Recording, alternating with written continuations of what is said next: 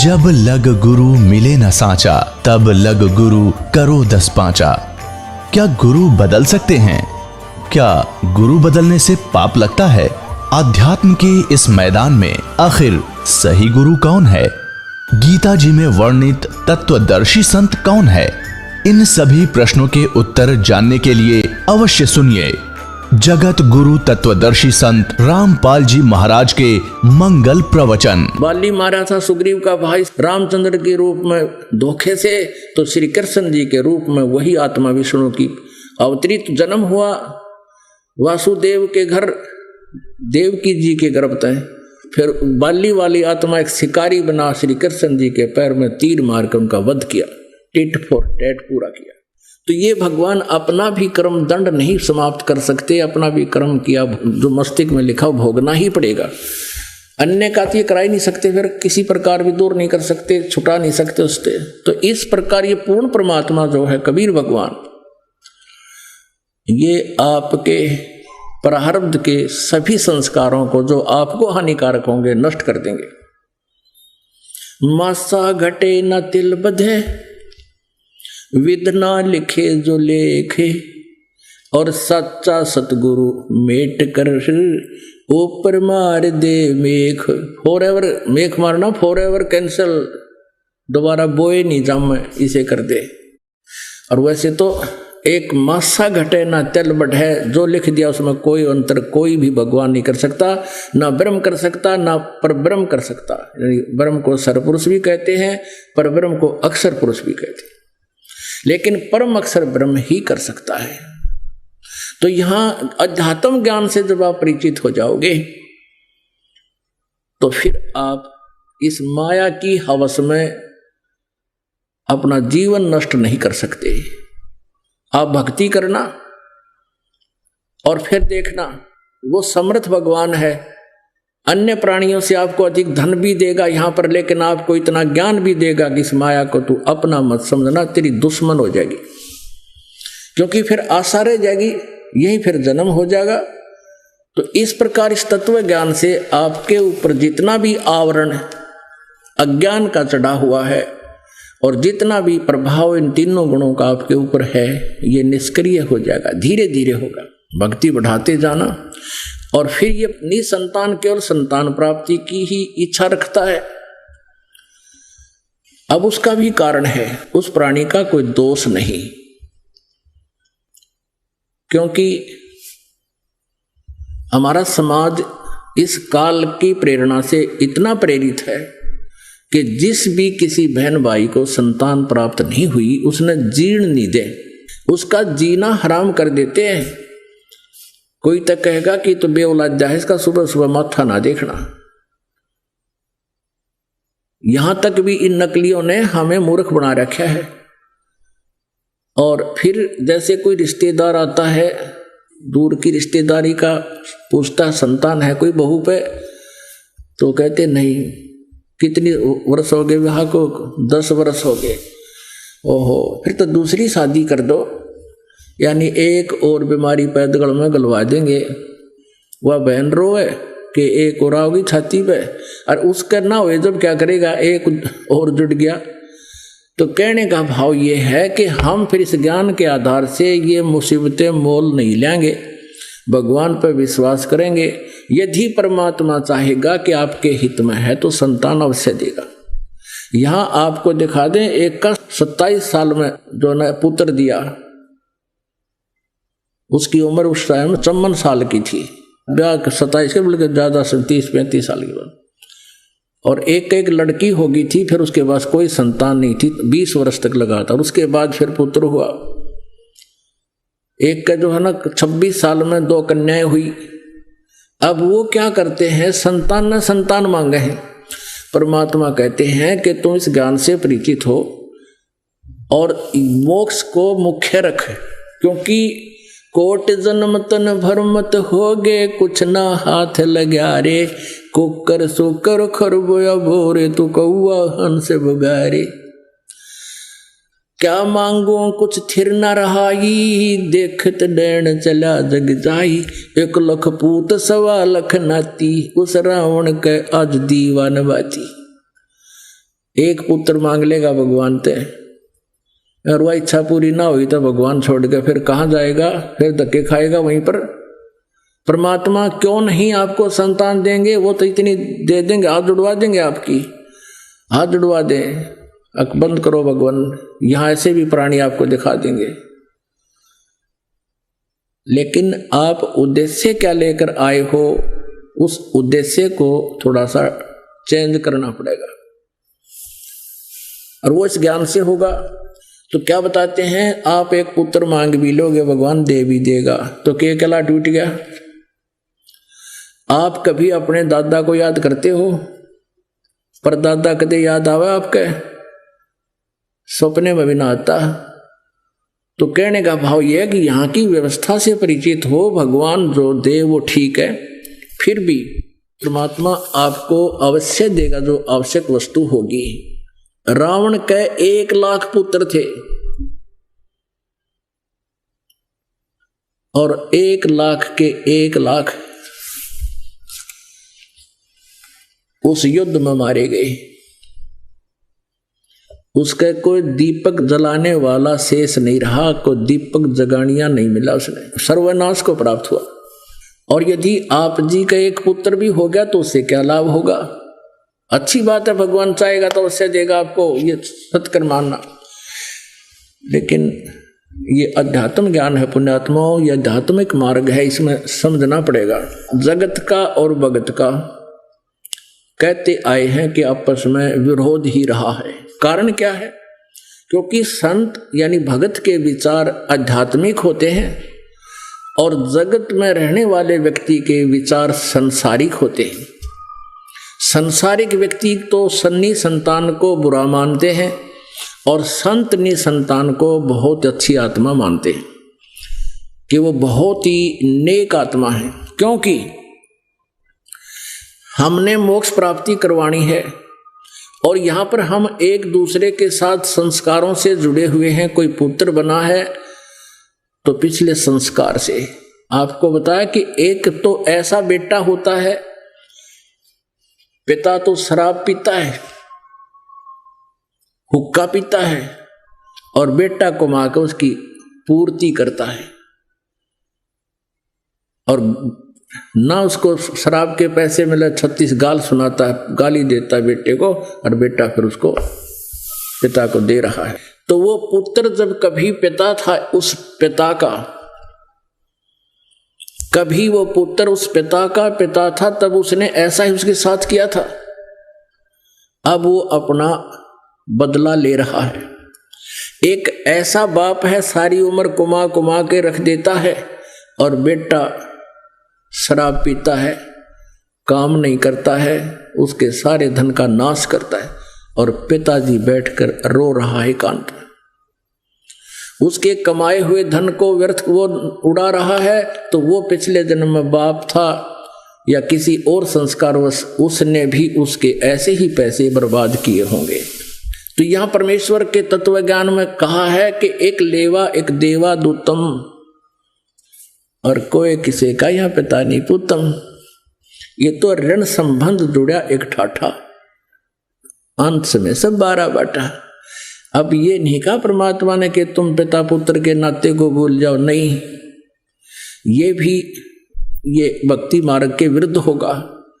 क्योंकि हमें जो भी रोल मिला है, हम उस रोल को ठीक नहीं करेंगे तो हम कुपात्र हैं।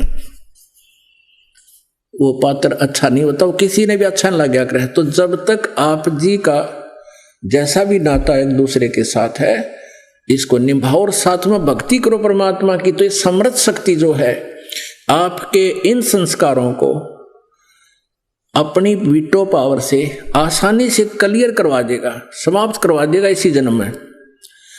आगे आपका एक दूसरे के प्रति कोई संस्कार शेष नहीं रहेगा, फिर आप आगे कहीं जन्मोगे नहीं। उद्देश्य यही होना चाहिए। और जिसके संतान है ही नहीं, वो तो स्टेज पे पहले आ लिया मोक्षशाली पे, और अब उसको चाहिए सतभक्ति करनी, समाज की नहीं सुने।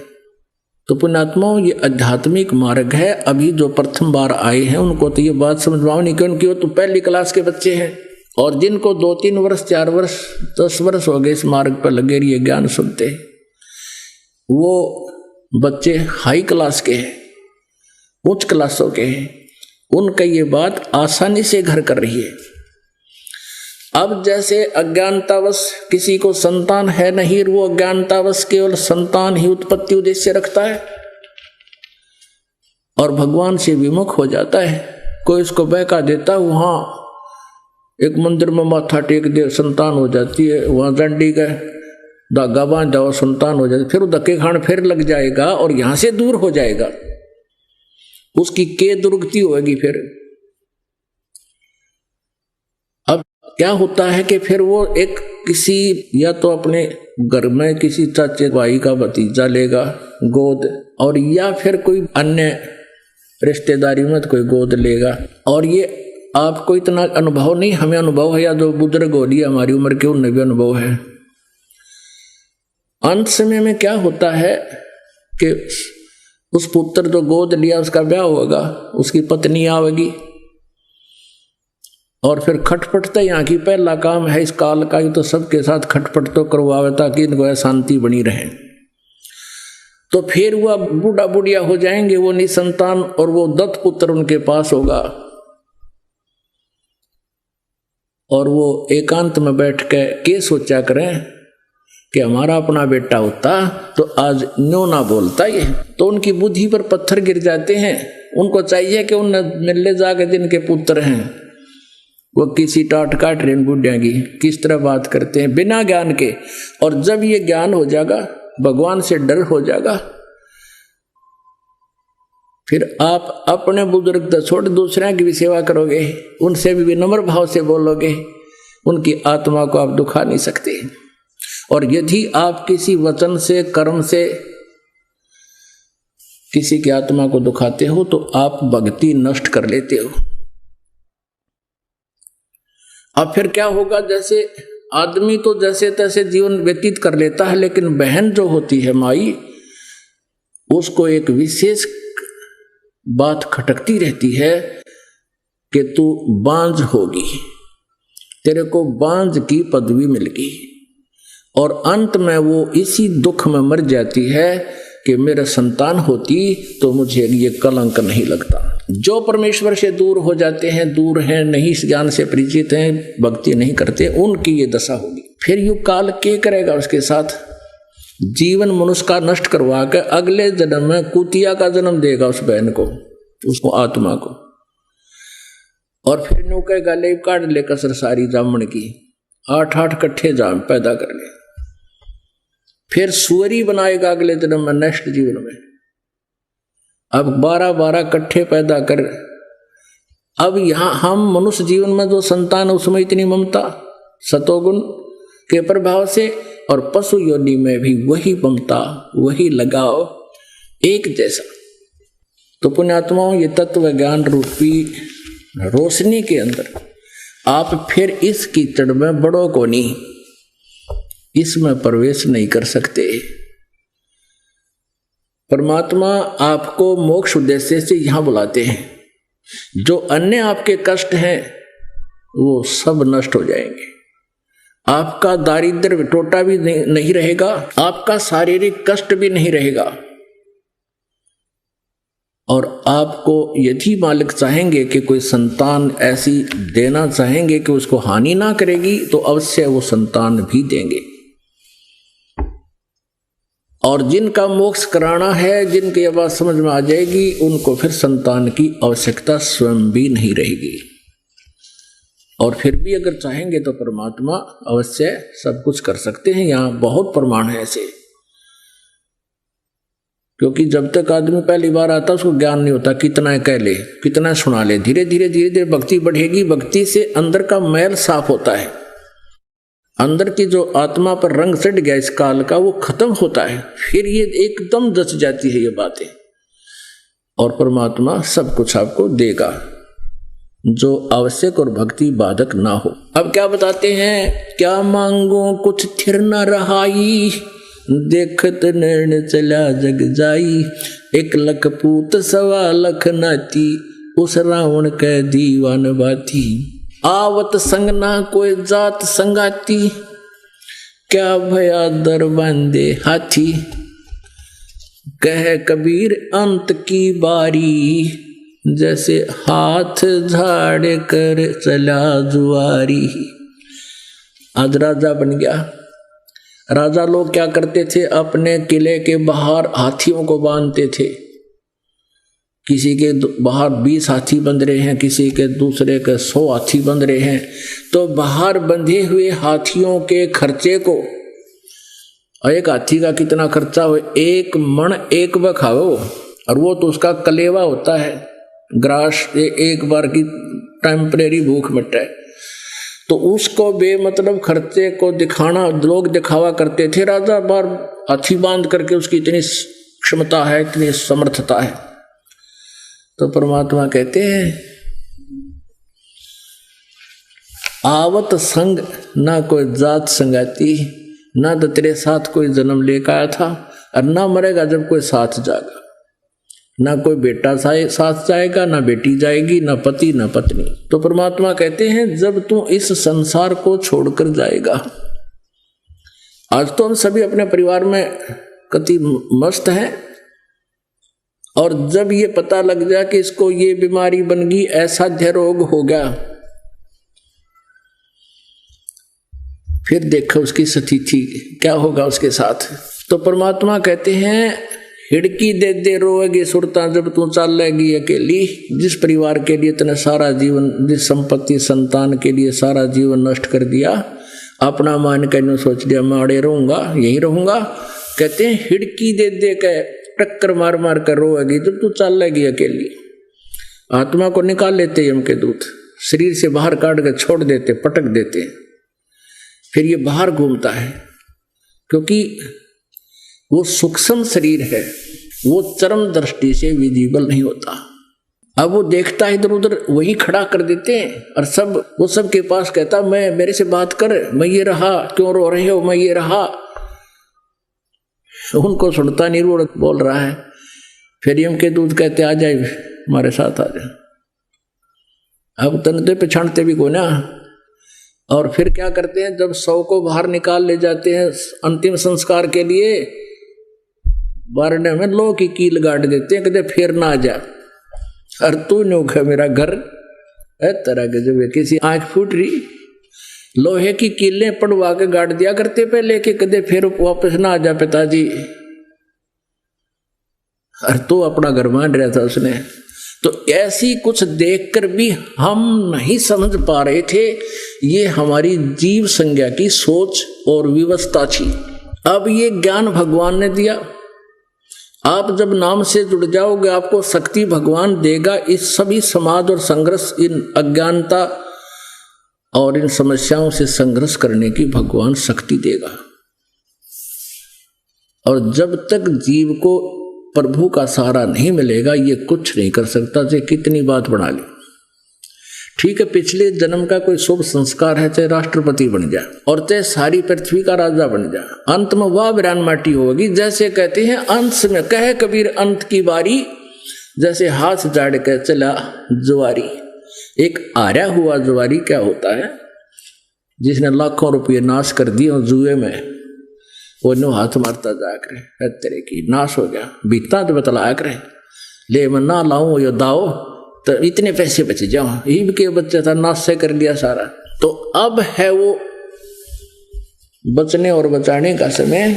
तो क्या बताते हैं, सर्व सोने की लंका होती रावण से रणधीरम, एक पलक में राजवीर जीव जम के पड़े जंजीरम। फिर क्या बताते हैं, उदय अस्त बीज चक्र चले थे ऐसी जन ठकुराई, चुन करी शिवर कल्प करी तब खोज न पाया राई। एक मानधाता चक्रवर्ती राजा था, पूरी पृथ्वी के शासक को चक्रवर्ती राजा बोलते हैं। और उसके मन में क्या आया कि मैं अपने अंतर्गत, मेरे अधीन जितने भी नरेश राजाएं हैं, नवाब है, उनको ललकार दिया उसने कि जिसको भी पृथ्वी पर मेरी प्राचीनता स्वीकार ना हो, मैं एक घोड़ा भेज रहा हूं, उस घोड़े को पकड़ लेना, बांध लेना और युद्ध के लिए तैयार हो जाना। जो इस घोड़े को बांधे और ये समझूंगा कि वो प्राचीन नहीं रहना चाहता, तो ऐसा ही किया गया। पूरी पृथ्वी पर घोड़ा घुमा लाए उसके सैनिक, किसी भी राजा ने उसको नहीं पकड़ा। अर्थात राजा मानधाता चक्रवर्ती राजा से युद्ध करने की किसी की हिम्मत नहीं बनी। एक चुणक नाम के ऋषि थे। अपने आत्माओं, ये आध्यात्मिक ज्ञान है, इसमें बहुत प्रकार के उदाहरण देने पड़ेंगे आपको। जैसे आपको कहा कि रावण भक्ति भी करता था, लेकिन उस भक्ति से नाश कर लिया, उस भक्ति से विनाश कर लिया अपना भी परिवार का भी। ऐसे ये चुणक ऋषि भी भक्ति करता था। जैसे गीता जी अध्याय नंबर 7 के श्लोक नंबर 12 से लेकर 15 में इन 4 श्लोकों में कहा कि तीनों गुणों रजगुण ब्रह्मा, सतगुण विष्णु, तमगुण शिव जी की जो भक्ति करते हैं, जिनकी बुद्धि इस त्रिगुणमयी माया तक सीमित है, इससे आगे किसी को नहीं मानते, वो राक्षस स्वभाव को धारण किए हुए मनुष्यों में नीच दूषित कर्म करने वाले मूर्ख मेरी भक्ति नहीं करते। इन तीनों गुणों से ऊपर मेरी भक्ति नहीं करते। गीता ज्ञानदाता ये ब्रह्म कहता है। फिर ये कहता है 16 और 17 18 श्लोक में गीता ज्ञानदाता कहता है कि 4 प्रकार के हैं जो मेरी ब्रह्म साधना करते हैं, अर्थार्थी, आर्थ, जिज्ञासु और ज्ञानी। आर्थ, अर्थार्थी और जिज्ञासु ये रिजेक्ट कर दिए गीता ज्ञानदाता ने कि ये अच्छे भक्त नहीं है, लेकिन ज्ञानी समर्पित होते हैं मेरे पर। ज्ञानी वो होता है जिसको ये पता लग गया कि मनुष्य जीवन केवल परमात्मा पाने के लिए है। उनको ये भी पता लग गया कि केवल एक भगवान की भक्ति से मोक्ष होगा, अन्य देवताओं की साधना से कोई लाभ नहीं। उनको ज्ञानी कहते हैं। 7वें अध्याय के 18वें श्लोक में गीता ज्ञानदाता कहता है ये ज्ञानी आत्मा है तो अच्छी, उद्धार है, समर्पित है, ये मुझे अच्छी लगती है, क्योंकि ये अन्य देवताओं की पूजा छोड़कर ब्रह्म साधना पर लगी है। लेकिन ये तत्वदर्शी संत ना मिलने के कारण ये ज्ञानी आत्मा, उद्धार आत्मा भी मेरे वाली अनुत्तम साधना में ही आश्रित रहे, मेरी घटिया साधना में, ब्रह्म साधना में आश्रित रहे। क्योंकि जब तक जन्म और मृत्यु है, शांति नहीं हो सकती, मोक्ष नहीं हो सकता, सुख नहीं हो सकता। तो गीता ज्ञानदाता 4थे अध्याय के 5वें श्लोक में, 9वें श्लोक में, 2रे अध्याय के 12वें श्लोक में, 10वें अध्याय के 2रे श्लोक में कहता अर्जुन तेरे और मेरे बहुत जन्म हो चुके हैं, तो नहीं जानता, मैं जानता हूं। जब तक जन्म और मृत्यु है तो सुख नाम की चीज नहीं। परम शांति के लिए 18वें अध्याय के 62वें श्लोक में कहा कि तू सर्वभाव से उस परमेश्वर की शरण में जा जो गीता ज्ञानदाता से अन्य है। उसकी कृपा से ही तू सनातन परम धाम को, शाश्वत स्थान को, यानी सचखंड को, सत्यलोक को, अविनाशी स्थान को प्राप्त होगा। गीता जी अध्याय नंबर 15 के श्लोक 1 से 4 में स्पष्ट कर दिया है, तत्वदर्शी संत की पहचान बताई है, और उसके पश्चात परमेश्वर के उस परम पद की खोज करनी चाहिए जहां जाने के बाद फिर लौटकर संसार में प्राणी कभी नहीं आते। तो यहाँ गीता जी अध्याय नंबर 7 के श्लोक नंबर 18 में गीता ज्ञानदाता कहता है कि ये ज्ञानी आत्मा है तो अच्छी आत्मा, परमात्मा पाने के लिए जीवन में उछावर कर दिया, मरे चाहे जीवे, भूखे प्यासे बैठे रहे, भक्ति करते रहे, ओम नाम का जाप, जैसा इनको पता था। इन्होंने ब्रह्म को सुप्रीम पावर मान रखा था।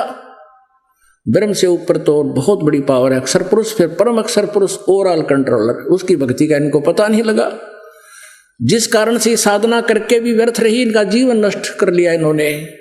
तो वो काल की भक्ति कर रहे थे, ब्रह्म साधना कर रहे थे। चुणक ऋषि उन उद्धार आत्माओं में से था जो गीता ज्ञानदाता कहता ये है तो अच्छी, लेकिन मेरे वाली घटिया साधना में आश्रित रहे। अब उस चुणक ऋषि की टाट खजागी काल ने उधर से रिमोट से प्रेरणा कर दी, क्योंकि तो नाश करवाओ सब क्या एक दूसरे से बढ़ाकर। अब अर्जुन युद्ध नहीं करना चाहो था, ला के अटबट और दिखाओ भयंकर रूप। अर्जुन ने सोचा जब मैं मना करूंगा युद्ध से तो एक बार फिर वो विराट रूप दिखा दिया, मेरा हार्ट अटैक होगा। और इतना वो समझ भी गया था अर्जुन के यो युद्ध चाहता है, घुमा फिरा के कहे युद्ध कर, ना तो उसकी शरण में जा, उसका मन बेरा नहीं, किसी और तो पूछ ले। और ये क्यों लाने हुए, फिर ये सीधी सी बात थी। कि युद्ध चाहता था वो। कौन? ये काल श्री कृष्ण में प्रवेश करके बोल रहा था।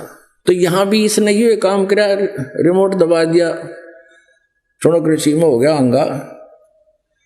उसने देखा कि घोड़ा खाली आ रहा है, गले में पंपलेट डाल रखा है, उस पर लिखा है। तो सैनिकों से पूछा कि इस घोड़े पर आदमी क्यों नहीं बैठा भाई, कोई सवार नहीं है? मानदाता के सैनिकों ने कहा कि ये राजा मानदाता का घोड़ा है, इस पर कोई नहीं बैठ सकता। और इसके गले में क्या लिखा है?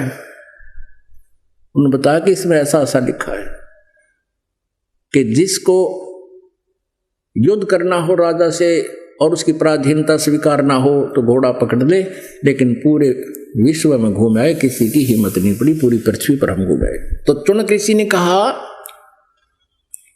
कि भाई इस घोड़े को मैं पकड़ लेता हूं, मैं मानधाता चक्रवर्ती राजा का युद्ध मैं स्वीकार करता हूं। अब सैनिक कहने लगे, रे कंगाल, दाने तेरे खाने को नहीं, क्यों तेरी सात बोल दे रही है, क्यों तेरी सामत आई है, अपना फेर ले माला बोल वाला, चुप रह, बैठा रह जैसा है, क्यों मरे तू? चुनक ऋषि कहने लगे, अभी मेरी गिल जो होगी देखी जाएगी, मैंने घोड़ा बांध लिया। कहने का भाव ये है कि उसने हजारों वर्षों तक साधना की, सोम नाम के जाप की और हठ योग, इससे सिद्धियां आ गई, ऑटोम बन गई, ये मोक्ष नहीं हुआ इन लोगों का। और हमारे लिए ये बिरानी के बन रहे थे। परमात्मा कहते डंब करें डूंगर चढ़े और अंतर जीनी झूल, जग जाने बंदगी कराइए बोवा सूल बबूल। ये ऋषि महर्षि क्या करा करते, ऊपर से ऊंचे पर बैठा करते, जाकर दूर तक दिखा कोई बैठा हुआ है। तो कहते हैं डंब करें, डंब माने दिखावा, पाखंडे, और डूंगर ऊंचे पर टीले पर बैठे जाके, और नो देखो बड़े धूने ला रहे हर जग जाना, ये भक्ति करे, ये तो बोवे सूल बबूल। अब उधर से उस ऋषि ने अपने जीवन में जो डले डोए थे, साधना करी थी, उसके 4 एटम बम बना दिए।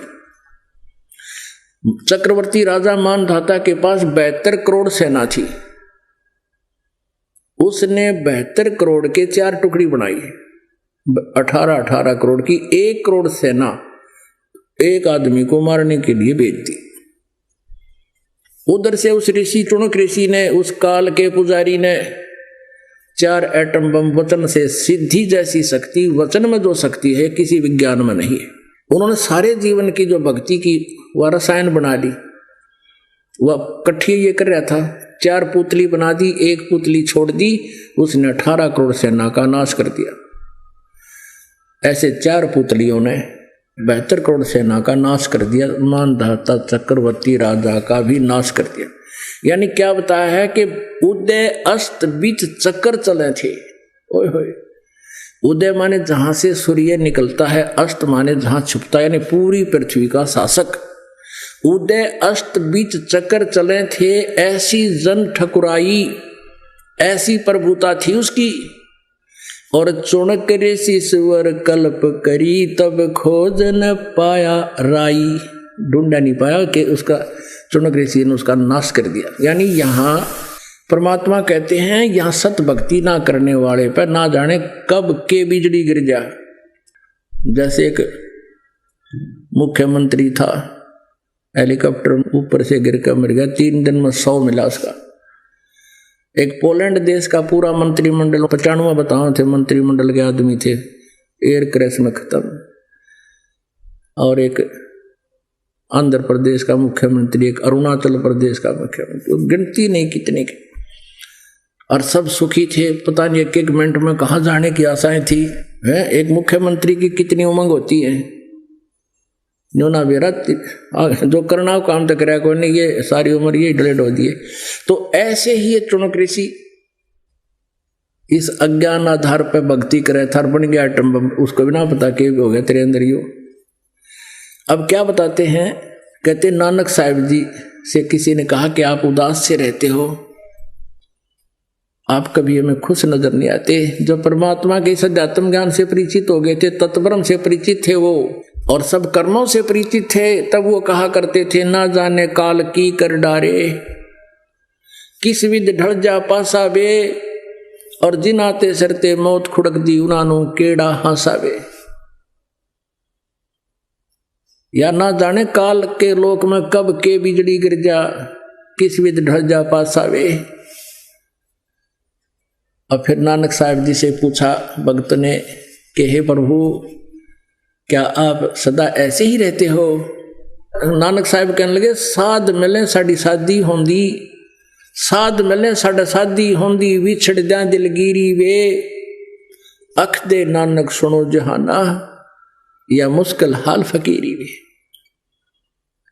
कहते हैं जब ये भक्त, क्योंकि गुरु नानक जी के बहुत से शिष्य हो गए थे और वो सत्संग करते थे, उनके अपने घर पे ही क्या करते थे। पहले तो उन्होंने 12 वर्ष तक बाहर घूम कर परमात्मा की महिमा का ज्ञान दिया कि परमात्मा कोई और है, ब्रह्मा विष्णु महेश परमात्मा नहीं है, ये तो जन्मते मरते हैं। लेकिन बहुत विरोध हुआ। फिर परमेश्वर ने उनको संकेत किया कि तुम अपने घर पर बैठ कर भक्ति करो, आने दो समय फिर देखेंगे इनको। तो उस समय कहा करते कि ये भक्त साधु भक्त संत साध मिले सो सीधा चाले, यानी सब बुराइयों को त्याग कर सद्भक्ति करता वो साध है। बीड़ी शराब मांस तम्बाकू फिल्म सिनेमा सब बकवाद छोड़ दी, साध हो गया वो, सद गया चारों तरफ से। कहते हैं ये भक्त आते हैं क्योंकि परमात्मा के ज्ञान से परिचित थे नानक साहब जी। उनको पता था कि काल का दूत कोई मेरे शिष्यों को, मेरे बच्चों को डिस्टर्ब ना कर दे, कोई मिसगाइड ना कर दे, क्योंकि काल का प्रभाव बाहर ज्यादा है। तो कहते हैं जब तुम वापस आ जाते हो सभी उमंग के साथ, एज इट इज, किसी का नाम नूम खंड नहीं होता, कोई मिसगाइड नहीं होते किसी से, तो मुझे बहुत खुशी होती है कि मेरे बच्चों को कीड़ा नहीं लगा, मेरी खेती को फसल को कीड़ा नहीं लगा। और जब तुम यहाँ से जाते हो मुझे चिंता बन जाती है कहीं कोई काल का दूत इनको मिसगाइड करके फिर काल के मुंह में ना डाल दे।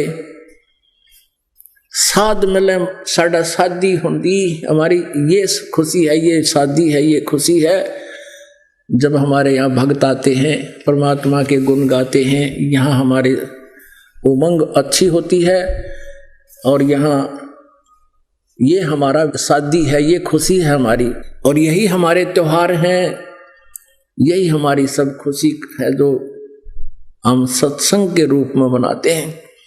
साध मिला साड़ी शादी होंदी और विछड़ जा दिलगिरी वे, अख दे नानक सुनो जहाना, ये मुश्किल हाल फकीरी वे। इस काल के लोक में ये इतना निर्मल मार्ग है, बहुत ही स्पष्ट और सीधा हल्का, इसमें कोई कठिन कार्य नहीं करना, हठ योग नहीं करना, घर छोड़ के नहीं जाना, कोई ऐसी कोई व्यवस्था नहीं करनी जो आम व्यक्ति नहीं कर सकता। बूढ़ा बुजुर्ग बीमार कोडी कुछ कैसा भी क्यों ना हो, इस नाम का जाप करके मोक्ष प्राप्त कर सकता है, लेकिन काल के दूतों से बचा रहे, मिसगाइड ना हो।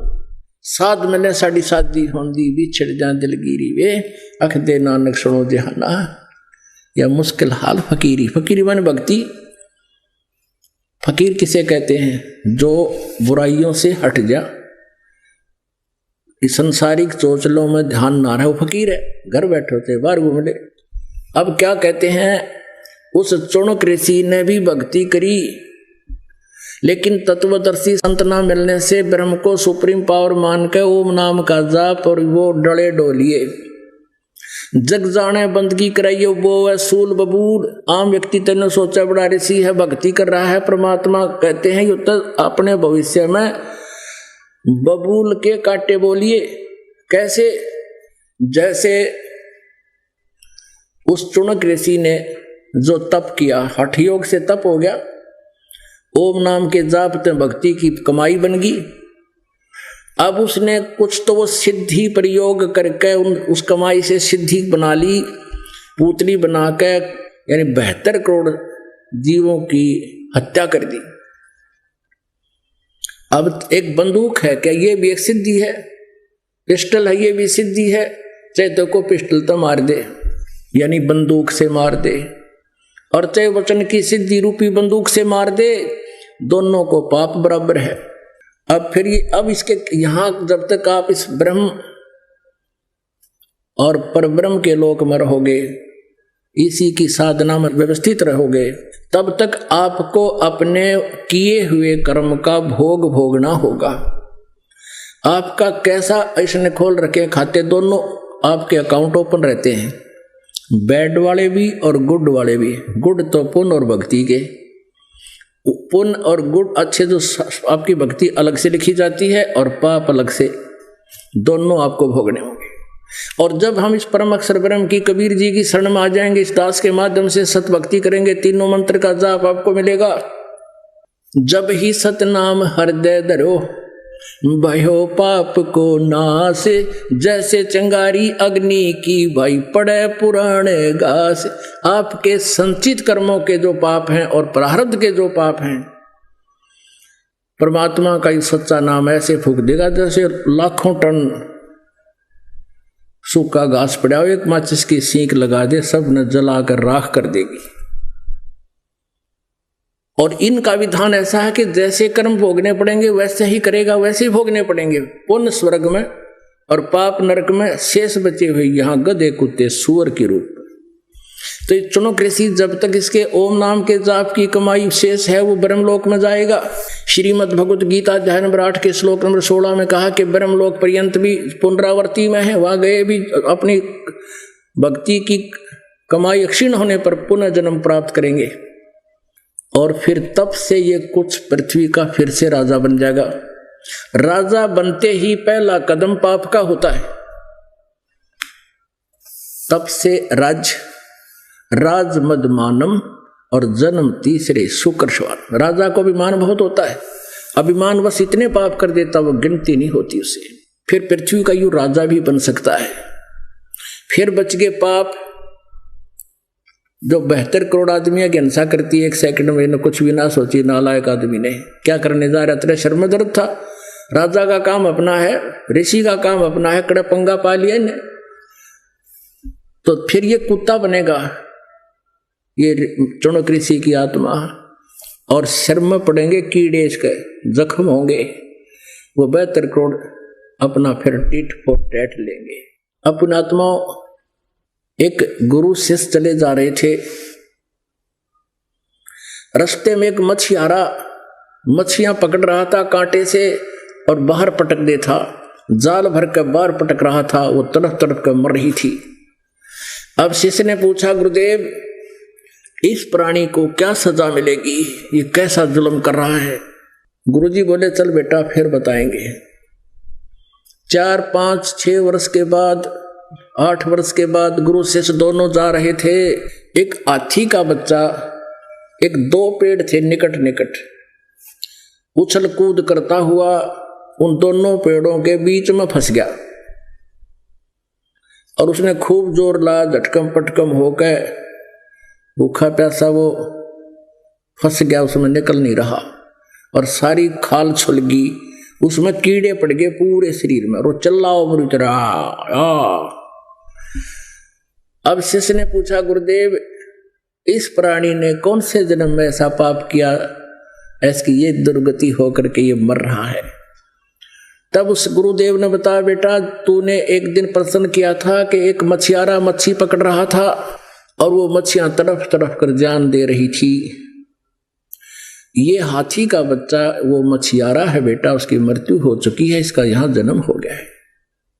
मन तो पावेगा अपना किया रे, भोगेगा अपनों किया रे। जब तक आप परमेश्वर कबीर जी की शरण में नहीं आते, आप अपना कर्म वर्क डन ही पाओगे। और ये वो परमात्मा है जो इसकी शरण में आने से आपके पाप भी नाश करेगा, आपके संस्कार समाप्त करके आपको मोक्ष दिलाएगा। बोलो सतगुरुदेव।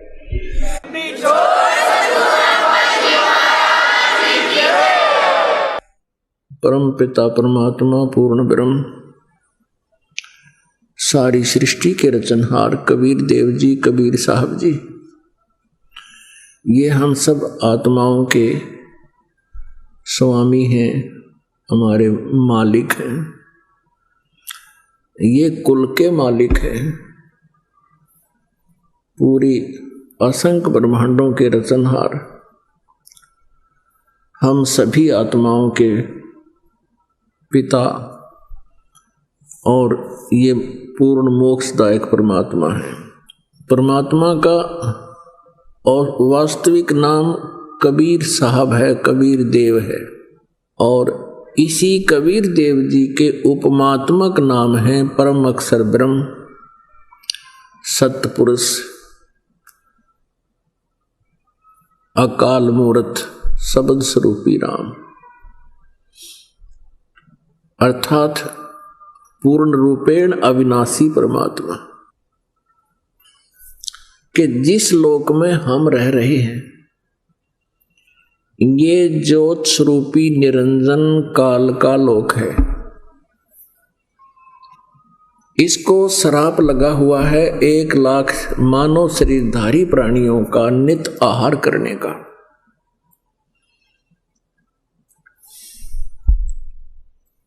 और उसी उद्देश्य पूर्ति के लिए इसने अपने तीनों पुत्रों को एक एक गुण युक्त कर रखा है। श्री ब्रह्मा जी रजोगुण युक्त, श्री विष्णु जी सतोगुण युक्त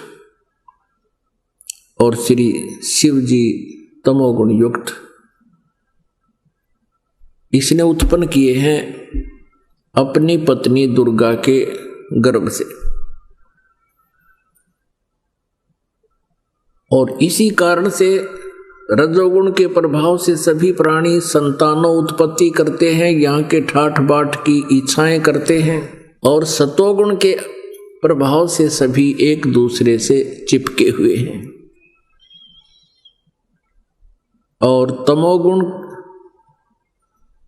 जो है ये शिवजी जो है हमारा संहार करता है और अपने पिता के पास भेज देता है। तो पुण्यात्माओं यहाँ जन्म और मृत्यु कंपलसरी है, यहाँ का अटल विधान है। और इसी जन्म मृत्यु के विधान का समर्थन इन अन्य ऋषि महर्षियों ने भी फाइनल कर दिया। लेकिन परम अक्षर ब्रह्म परमेश्वर पूर्ण परमात्मा ने अपने तत्व ज्ञान में बताया है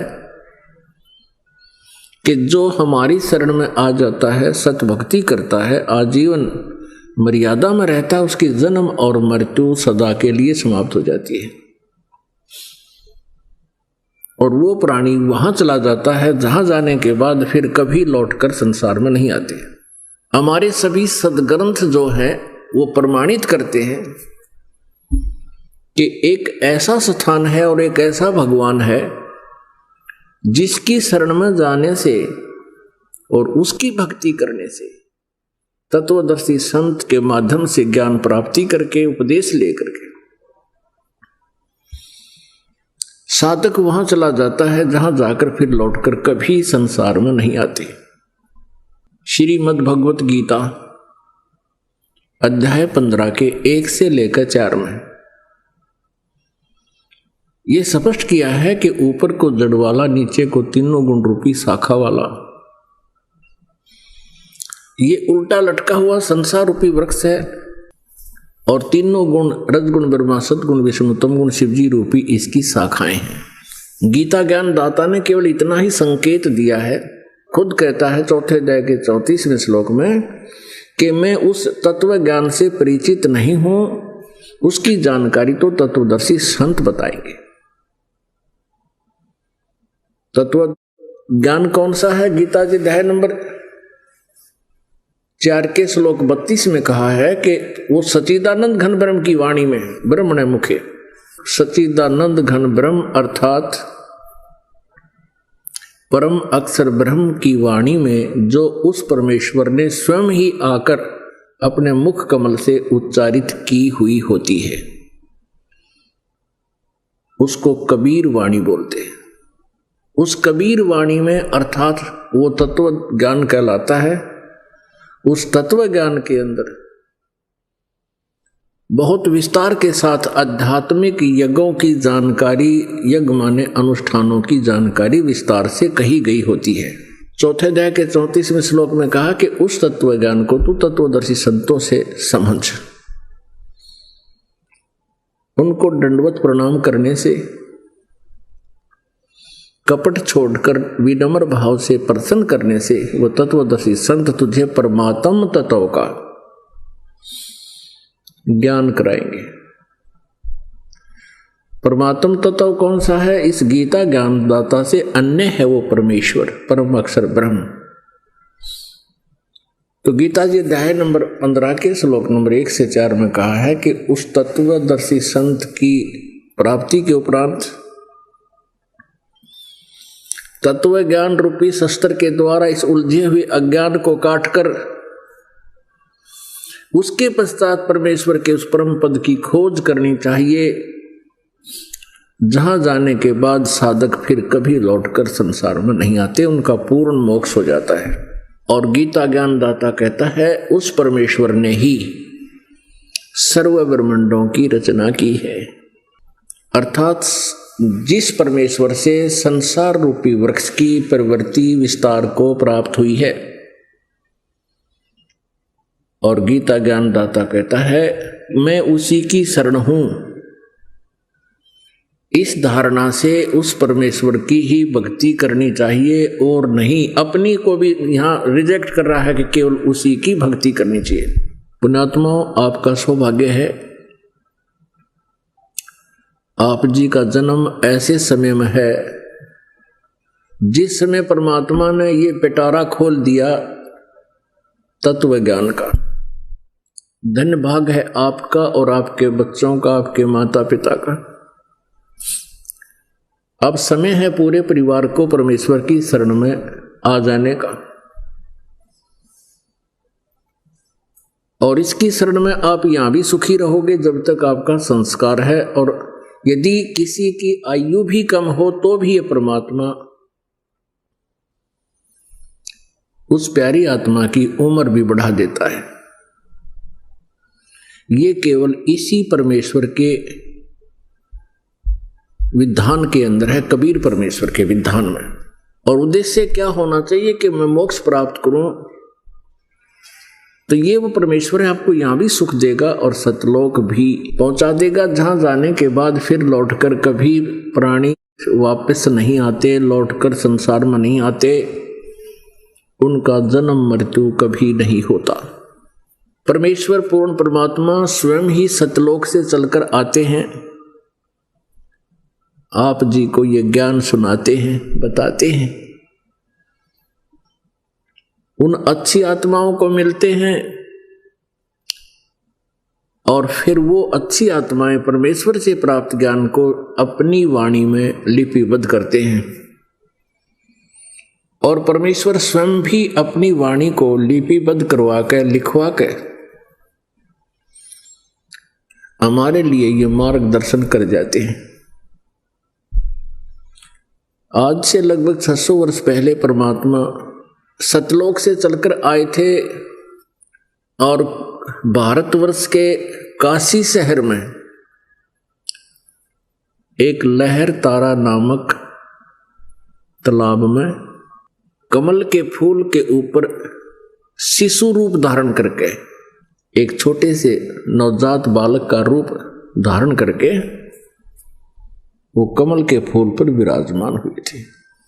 आइए अब हम उन श्रद्धालुओं के अनुभव जानते हैं जो जगत गुरु तत्वदर्शी संत रामपाल जी महाराज जी से दीक्षा प्राप्त कर चुके हैं तथा उनके द्वारा बताए गए भक्ति मार्ग पर चल रहे हैं। नमस्कार सर। नमस्कार जी। सर क्या नाम है आपका? मेरा नाम सियाराम शर्मा है जी। सर कहाँ के रहने वाले हैं आप? मेरा मूल गांव तो कुंगड़ है जी, और वर्तमान में भिवानी डाबर कॉलोनी भिवानी में रह रहा हूँ। सियाराम जी, संत रामपाल जी महाराज से नाम दीक्षा आपने कब ली? मैंने 2004 में ली, दिसंबर में जी। संत रामपाल जी महाराज से नाम दीक्षा लेने से पहले आप क्या भक्ति साधनाएं करते थे? पहले तो जो पारंपरिक साधना जो करते हैं घर में वही करता था जी मैं। बाद में मैं भिवानी आ गया। भिवानी आने के बाद एक पड़ोसी था, वो इंद्रमणि दादाजी सत्संग करता था, इंद्रमणि साहिब नाम से एक संत थे, कबीरपंथी था वो भी। फिर वो भगत मेरे को कहने लगा भाई चल तेरे को सत्संग में ले चलता हूँ। फिर मैंने उसके घर पर सत्संग हुआ, वो सत्संग सुना, मैं प्रभावित हुआ, परमात्मा की वाणी गाते थे वो बैंजो गुड़ियों पर। फिर मैंने वहाँ से नाम ले लिया जी। वो नाम लेने के बाद फिर मैंने सारा परिवार वहाँ जोड़ दिया। सर जो भक्ति साधनाएं आप करते थे उन भक्ति साधनाओं से आपको क्या लाभ मिला? वो तो जो मेरे को कुछ लाभ या हानि जो मेरे भाग में था वही हुआ, कोई खास लाभ नहीं हुआ, न मेरे को हानि हुई। जैसे मेरा प्राप्त था उसी हिसाब से मेरा ठीक गुजारा चल रहा था, कोई लाभ हानि मेरे को विशेष नहीं हुई। सर संत रामपाल जी महाराज की शरण में कैसे आए आप? मैंने बड़ी लड़की की शादी करी 2004 में दिसंबर में। तो उसकी हम मिठाई वहाँ गुरु जी का जो मैं जाता था इंद्रमणि को वहाँ दिया है। फिर एक दिन मैं बैठा था, बैठे बैठे का परमात्मा ने प्रेरणा करी। मैं माई ने बोला चलो मैं आपके गुरु के पास ले चलता हूँ, मैं आपको आपके गुरु के पास छोड़ दूंगा, मैं मेरे गुरु के पास चला जाऊँगा आगे मतलब झज्जर। तो माई बोली भी ठीक है भाई। हम शाम ने 4 वाली ट्रेन से यहाँ भिवानी से चले जी। हमारे को ये भी पता नहीं था करोथा कहाँ है। तो हमें वहाँ स्टेशन में पहुँचने के बाद पूछा भाई हमने ऐसे ऐसे करोथा जाना है। उन्होंने बोले भाई यहाँ झज्जर चुंगी पर चले जाओ, वहाँ से आपको बस मिल जाएगी। हम वहाँ पूछ के ना झज्जर चुंगी पर ले वहाँ बस मिली हमारे को। उसने करोथा तैयार दिया। हम करोथा बस अड्डे पर उतरने के बाद पूछा भाई रामपाल जी महाराज का आश्रम में जाना था। तो वहाँ 2-3 आदमी खड़े थे। उन्होंने बोला वो देखो टेंट से वो लाइट जल रही, वो रामपाल जी महाराज का आश्रम है, वहाँ चले जाओ। हम वहाँ पहुँचे तो भगत पूछने लगे, वहाँ गुरु जी का मतलब सत्संग समाप्त हो लिया था, भोग पड़ गया था उन परमात्मा का। तो मैं गेट पर हमारे गेट पर रोक लिए भक्तों ने। बोला भाई नाम ले रखा है? मैं बोला भाई मैंने तो ऐसे ऐसे इंद्रमणि का नाम ले रखा है, माई ने ले रखा है। तो बोला माई तो आप अंदर चलो, मेरे को गेट पर बिठा लिया भक्तों ने। मेरे को समझाने लगे भगत भाई मतलब यहाँ नाम लोगे जब अंदर जाने देंगे। मैं भाई मैंने तो नाम ले रखा है। फिर वो भगत जी मेरे को बोले भाई ये तो काल का नाम ले रखा, काल का दूत है, तो आप यहाँ रामपाल जी महाराज से नाम लो।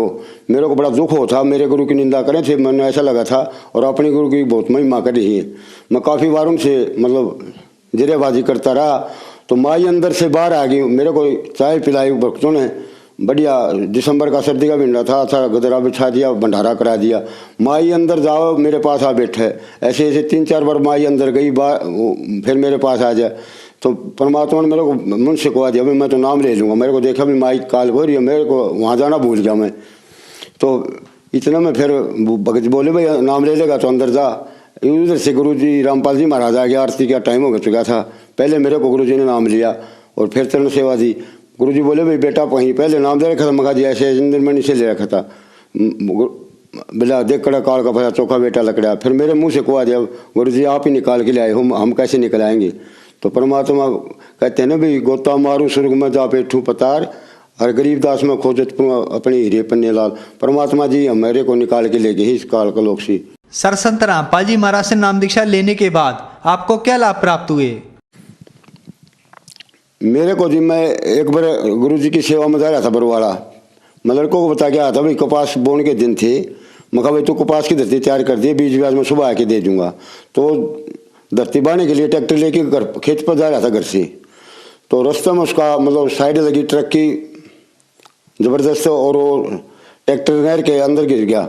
खाली नहर थी, जुई नहर जो बाईपास बन रहा जुई के नहर के ऊपर को, उसमें जा गिरा। तो मैं सुबह जब आ रहा था तो फ़ोन आया भाई ऐसे ऐसे नवीन का एक्सीडेंट हो गया और नहर में ट्रैक्टर गिर गया। तो मैंने आके देखा तो उसने खुद ही लड़के ने अपने वो क्रेन बुला रखी थी, ट्रैक्टर निकालेंगे। ट्रैक्टर बिल्कुल चिकनाचूर हो गया। और परमात्मा रामपाल जी महाराज की दया से मैं वहाँ सेवा जा रहा था तो कुछ भी मतलब कोई खरोच भी नहीं आनी थी। देखने वाले ये पूछे थे भाई ड्राइवर तो नहीं बचा होगा।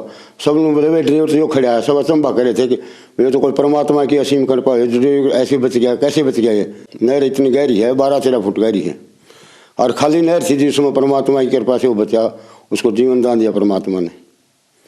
उसके बाद एक दिन मैं हमारी मतलब पीछे मकान नीचा पड़ गया, आगे दीवार हुआ मतलब 5 फुट दीवार बिल्कुल बरस के बराबर आ गई थी। और भाई ने बराबर मकान में उसका 1.5 फुट और ऊंचा बरस था। वो लगभग 10 फुट नीचे तक की दीवार मैंने निकाल रहा था। मैंने 12 फुट का टुकड़ा ऐसे खाली कर लिया, और वो कभी 1.5 फुट बाकी रह रहा था। जब भी 6 फुट बराबर से रेत कटकी ने मेरे ऊपर आ पड़ा, मतलब मेरे सिर पर 5 फुट रेत था, और लगभग 1 घंटा 5 मिनट में मेरे को निकाला। मैं मतलब पहले तो मैं दबाया परमात्मा नाम सुन, मेरे को सारा नाम मिलेगा था, मैं नाम का सुमन करने लगा। फिर उसके बाद मेरे को थोड़ा मतलब दमा घुटने लगा। फिर मैंने जैसे आवाज़ देनी शुरू करी अपनी माँ करा, तो मेरे को और ज़्यादा मतलब प्रेशर बना, दबाव बना। फिर मेरे को यह आया मन में भैया गुरु जी अब आप ही आपका दास की कृपा रक्षा करो, ले चलना तो ले चलो। फिर मेरे ऐसे मन में आई भी लोग ये कहेंगे देखा रामपाल का भगत साला रेत का जबकि मर गया, अब मालिक आपकी इच्छा है ले चलो। तो मेरे फिर घबराहट ही नहीं हुई और मैं सार नाम का सुमन करने लगा। फिर मेरे को 1 घंटा बाद जब निकाला तो मेरे को कोई बाह्य चेतनता नहीं थी, मैं अंदर जाप कर रहा था बिल्कुल सार नाम का। फिर मेरे मुख में चरणामृत डाला बतावे हैं तो मेरे को नहीं पता। फिर मेरे को प्रसाद डाला तो मेरे को चेत आया, और डॉक्टर भी बुला रखा था घर वालों ने। मैं बिल्कुल ऐसे जैसे मिट्टी में गिला हो जाकर ऐसे भीजा पड़ा था, रजाई रजाई उड़ाने लगे मेरे को। मैं बोला भाई मेरे कुछ नहीं हो रहा, मैं ठीक हूँ, मैं तो परमात्मा का सुमरण कर रहा था। बिल्कुल मैंने डॉक्टर ने बुलाया तो बिल्कुल ठीक है, बिल्कुल ठीक बोल रहा है। तो मैं बिल्कुल ठीक हो गया, थोड़ी बार देर नहाने के बाद में सही हो गया। उसके बाद ही मैं एक बार परमात्मा की सेवा कर ली थी। एक मतलब परमात्मा की व्यवस्था बना रखी थी, दिनोज रोड पर कमरे ले रखे थे 12। तो वो हमने वो स्थान बदल के कोई दूसरे स्थान पर व्यवस्था शुरू करनी थी। तो आगे ऊपर टेंट का सामान पड़ा हुआ था, वो उतारे थे, ट्रैक्टर नीचे खड़ा कर रखा था। वो साइड से 12,000 वोल्टेज की लाइन थी। तो वो भगत एक आके बोला भाई भगत जी चलो आप भी जवान लड़के लग रहे हैं, आप थोड़ा ध्यान रखेंगे। तो मैं भी उस रामफल भगत के साथ, और भगत लग रहे थे 5-4 जवान लड़के, मैं उनके साथ वो पाइप उठवाने लगा टेंट के। तो 11,000 वोल्ट के मेरे को पता नहीं लगा कब वो तार उससे टच हो गया। तो बताए थे बाद में, मेरे को ये नहीं पता कब क्या हो गया मेरे साथ। तो रामफल भगत जी बताए थे कि भाई सारे तारम भड़ाट पाट रहा था, तेरा शरीर पूरा तस रहा था। और फिर थोड़ी इतना मैंने सोचा भाई इससे क्या करूँ, इतनी बार में तो मेरा सिर लगा छतपा के जी, और मेरे को आँख ठहर गई। वो मेरी बताए थे वो आप ऐसे हो गए बिल्कुल काले, और आपकी आँख ठहर गई, आप खत्म हो चुके थे। फिर रामफल भगत जी ने मेरे मुंह पर हाथ रखी ने गुरु जी का जयकारा लगाया, संत रामपाल जी महाराज की जय। संत ऐसे तीसरी चौथी बार बोले तो मेरे को चेतनता आई। मेरा ऐसा हुआ जैसे सुपनम दब जाकर मेरे ऐसे हरदम हलचल सी होगी ना। और फिर मैंने भी गुरु जी का जयकारा लगा, बंदी छोड़ सतगुरु रामपाल जी महाराज की जय। और फिर उन्होंने मेरा हाथ पकड़ के खड़ा कर लिया और मेरे को धीरे धीरे पैड़े से उतारा, और मैं बिल्कुल फिर थोड़ी बार में ठीक हो गया। भगत कहते भाई चल तेरे को करंट लग गया, डॉक्टर के मैं बिल्कुल ठीक हूँ, मालिक की दया से मेरे को अब कुछ नहीं है। परमात्मा ने मेरे को 2 बार जीवन दान दिया, एक बार मेरे लड़कों को जीवन दान दिया जी। और नए नए चमत्कार होते रहते हैं रोज ही। परमात्मा ने 2 बार मेरी रक्षा करी, जीवन दान दिया, एक बार मेरे लड़कों को जीवन दान दिया जी गुरु जी ने, रामपाल जी महाराज ने। उनकी कृपा से हमारे बिल्कुल हम सारा परिवार परमात्मा की भक्ति करते हैं, और बिल्कुल हमारे घर पर पूरी सुख शांति है। कोई किसी प्रकार का न किसी को कष्ट दुख दर्द नहीं है, और परमात्मा की रजा से बिल्कुल हम मौज करते हैं। मालिक की जिसी सेवा बनो उसी सेवा करा, और अपनी भक्ति कर रहे हैं जी। सर आपने बताया कि आपने संत रामपाल जी महाराज से नाम दीक्षा ली। नाम दीक्षा लेने के बाद संत रामपाल जी महाराज ने आपके लड़के की जान बचाई, जो कि एक 12 फुट नहर में ट्रैक्टर सहित गिर गया था। फिर संत रामपाल जी महाराज की दया से वो जिंदा निकल आया, और आपके ऊपर भी 6 फुट की दीवार गिर गई थी, आपको भी संत रामपाल जी महाराज ने बचाया। फिर 11,000 की वोल्टेज का आपको करंट लगा। हालांकि सब जानते हैं कि 11,000 की वोल्टेज का करंट लगने के बाद इंसान नहीं बचता, आपकी मृत्यु हो चुकी थी। फिर संत रामपाल जी महाराज ने वहां आकर आपको बचाया। तो संत रामपाल जी महाराज ने आपको बहुत सारे सुख दिए। तो जो समाज आज आपको देख रहा है, आप उन्हें क्या संदेश देना चाहते हैं? हम तो ये कहेंगे जी, जो भी लोग अंधेरे में है परमात्मा की शरण में आके परमात्मा का ज्ञान सुनो। संत रामपाल जी महाराज का बिल्कुल पूरा शास्त्रों पर आधारित है, और ज्ञान सुन के मालिक की शरण में आओ और अपना कल्याण कराओ, और यहाँ भी सुखी रहोगे, आगे सुख सागर मिलेगा, परमात्मा सतलोक प्राप्त करोगे। सर संत रामपाल जी महाराज से अगर कोई नाम दीक्षा लेना चाहे तो वह कैसे नाम दीक्षा ले सकता है? संत रामपाल जी महाराज का काफ़ी चैनलों पर सत्संग चलता है जी, और उसके नीचे मतलब लाइन आती हैं, उस पर लिखा होता है, फ़ोन नंबर लिखे होते हैं, और उन फ़ोन नंबरों पर आप जो भी नाम लेना चाहता है उससे संपर्क करके न और नाम दान ले सकता है। जगह जगह गुरु जी ने पूरे देश में लगभग नामदान केंद्र खोल दिए हैं, और वहाँ अपने नज़दीक फ़ोन करके ना उनको नामदान केंद्र बता दिया जाएगा, वहाँ से जाके नाम लेके ना और अपनी भक्ति शुरू कर सकते हैं। निःशुल्क नाम दान मिलेगा, कोई खर्चा नहीं लगेगा। धन्यवाद सर। सत्साई जी।